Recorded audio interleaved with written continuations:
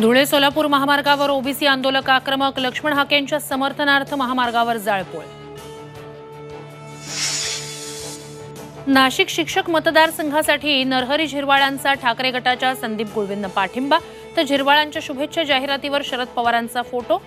तर परतीचे वेध नाही, झिरवाळांचं स्पष्टीकरण।